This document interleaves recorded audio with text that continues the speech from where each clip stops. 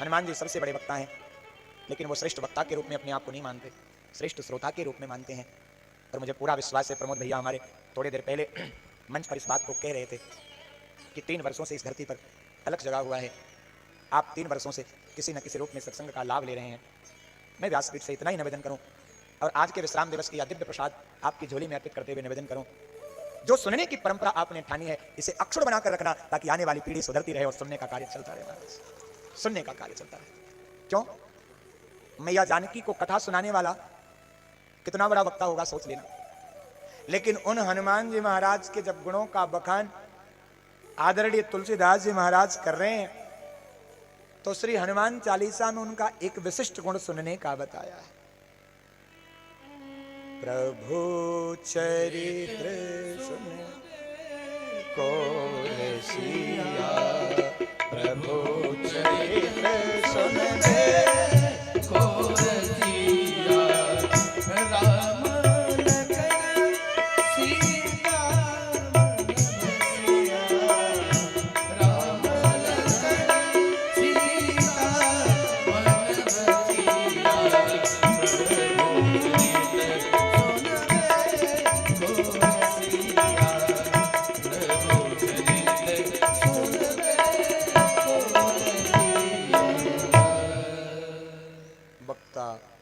श्रोता है।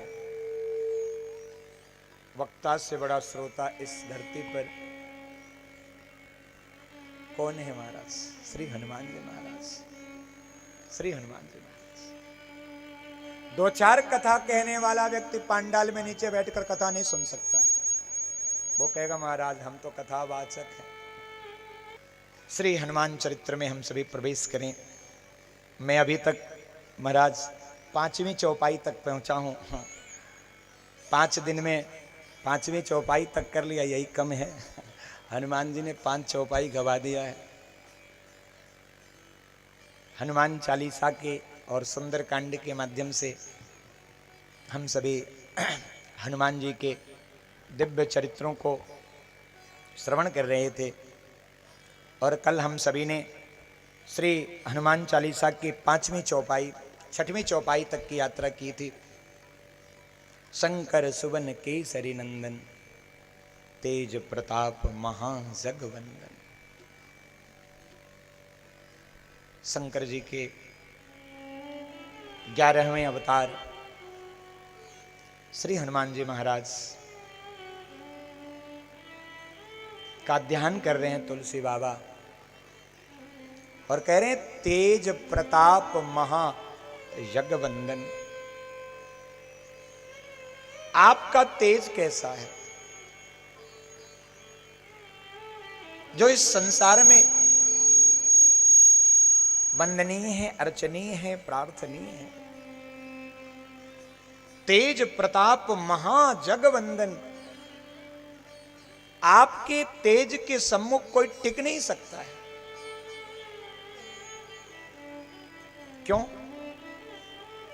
इस संसार में सबसे बड़ा तेज अगर दृष्टिगोचर होता है तो वो सूर्य नारायण में होता है। जब प्रचंड सूर्य दोपहरी में निकलता है तो साधारण मानव अपनी इन आंखों से उन सूर्य नारायण का दर्शन नहीं कर सकता। इतना दिव्य तेज रश्मियां होती हैं सूर्य नारायण में। लेकिन हे हनुमान जी आपने किया क्या? उन महातेजस्वी श्री सूर्य नारायण को छोटा सा फल समझकर निगल लिया। बाल समय रवि भक्ष लियो, तब तीनों लोक भयो अंधियारो। जो इस संसार को प्रकाश देता हो उसको आपने अंतःकरण में ले लिया।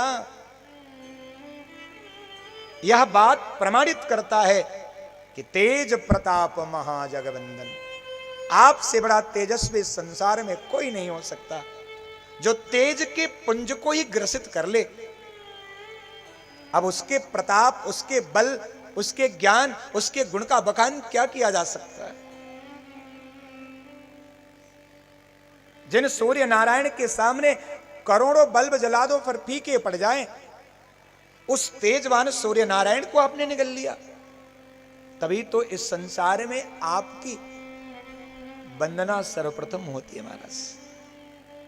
राम जी की कृपा को अनुभव करना है, राम जी की कृपा को हृदय में धारण करना है, तो पहले राम जी का स्तवन नहीं करना है, तो पहले हनुमान जी का स्तवन करना है।